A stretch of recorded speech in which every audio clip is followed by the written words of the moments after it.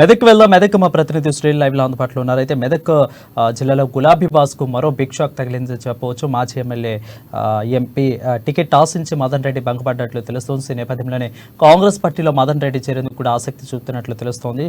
So దీని మీద మరింత సమాచారం మా ప్రతినిధి సునీల్ అందిస్తారు. సునీల్ చెప్పండి. ఉమ్మడి మెదక్ జిల్లాలో బీఆర్ఎస్ కు భారీ షాక్ తగలబోతోంది. అయితే నర్సాపూర్, మెదక్ జిల్లాలోని నర్సాపూర్ మాజీ ఎమ్మెల్యే ఆయన 2 సార్లు కూడా 2014 అదేవిధంగా 2018 అసెంబ్లీ ఎన్నికల్లో 2 సార్లు బీఆర్ఎస్ పార్టీ నుంచి ఎమ్మెల్యేగా గెలుపొందారు. కేసీఆర్ కుటుంబానికి అత్యంత సన్నిహితుడు.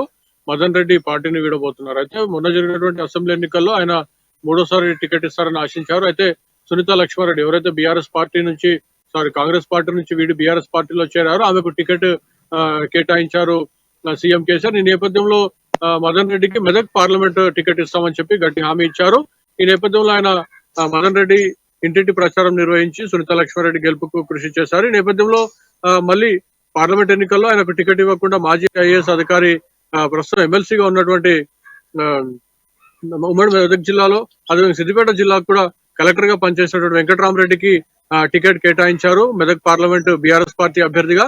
ఈ నేపథ్యంలో ఒకంత అలకపోయినటువంటి మదన్ రెడ్డి ఆయన తన భవిష్యత్తు కార్యాచరణ కోసం చెప్పి రాజకీయ ఉనికి ఉండాలని చెప్పి కూడా ఆయన పార్టీ వేడుతున్నట్లుగా మనకు సమాచారం అందుతుంది. అయితే ఆయన కాంగ్రెస్ పార్టీలో వెళ్లేందుకు సిద్ధమైనట్టు సమాచారం అందుతుంది. కాంగ్రెస్ పార్టీ నాయకులతో ఇప్పటికే సంప్రదింపులు జరిపారని తెలుస్తుంది. మరోవైపు ఆయన ఈరోజు సాయంత్రం కానీ రేపు ఉదయం కానీ ఢిల్లీ చేరుకునే అవకాశం ఉంది. ఢిల్లీ కాంగ్రెస్ పార్టీ పెద్దల సమక్షంలో ఆయన పార్టీలో చేరబోతున్నారు. అయితే సీఎం రేవంత్ రెడ్డి షెడ్యూల్ కూడా రేపు ఢిల్లీ వెళ్లనున్న నేపథ్యంలో ఆయన ఢిల్లీలో ఖర్గే సమక్షంలో అదేవిధంగా సీఎం రేవంత్ రెడ్డి సమక్షంలో పార్టీలో చేరుతారని మాత్రం సమాచారం అందుతోంది. మొత్తానికైతే పార్లమెంట్ ఎన్నికల నేపథ్యంలో మెదక్ జిల్లాలో కీలక నాయకులు మదన్ రెడ్డి పార్టీని వీడడం అయితే ఒక రకంగా బీఆర్ఎస్ పార్టీకి గట్టి దెబ్బ అని కూడా మనం భావించవచ్చు. అయితే ఇప్పటికే ఆయన తన అనుచరులతో కూడా సమావేశమయ్యారు.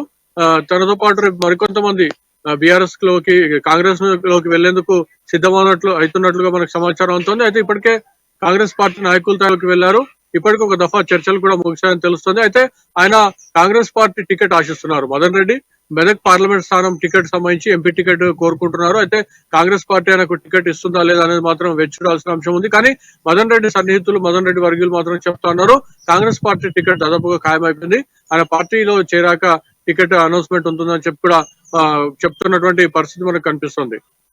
రైట్. అంటే సునీల్ పక్క టికెట్ ఆశించి మదన్ రెడ్డి భంగపడ్డారు. పక్కేమో పార్లమెంట్ ఎన్నికలు సమీపిస్తున్న వేళ ఇప్పుడు మదన్ రెడ్డి కాంగ్రెస్ పార్టీని వీడటం అనేది ఓవరాల్ గా మెదక్ జిల్లా మొత్తం మీద కూడా ఎలాంటి ప్రభావం పడుతుంది?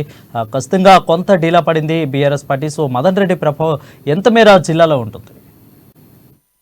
ఖచ్చితంగా మదన్ రెడ్డి పార్టీని వీడితే కనుక పార్లమెంట్ ఎన్నికల్లో ముఖ్యంగా మెదక్ జిల్లాలోని మెదక్ పార్లమెంట్ పరిధిలో ఉన్నటువంటి నర్సాపూర్ అసెంబ్లీ సెగ్మెంట్ లో కొంతమేర ఆ పార్టీకి నష్టం వాటిల్లుతుందని చెప్పవచ్చు. ఎందుకంటే ఆయన మొదటి నుంచి బీఆర్ఎస్ పార్టీలో ఉన్నారు, చాలా కీలక నాయకుడిగా ఉన్నారు. ఆయనకు పెద్ద ఎత్తున ఫాలోయింగ్ ఉంది. అదేవిధంగా ముఖ్యమైనటువంటి బీఆర్ఎస్ కార్యకర్తలు కూడా ఆయనతో పాటు ఉన్నారు, నాయకులు కూడా ఉన్నారు. ఆయన కనుక పార్టీని వీడితే ఖచ్చితంగా వారు కూడా పార్టీ కాంగ్రెస్ లోకి వచ్చే అవకాశాలు ఉన్న నేపథ్యంలో పార్లమెంట్ ఎన్నికల్లో నర్సాపూర్ నియోజకవర్గంలో బీఆర్ఎస్ కు గట్టి షాక్ తగిలే అవకాశం ఉందని కూడా మనం భావించాం.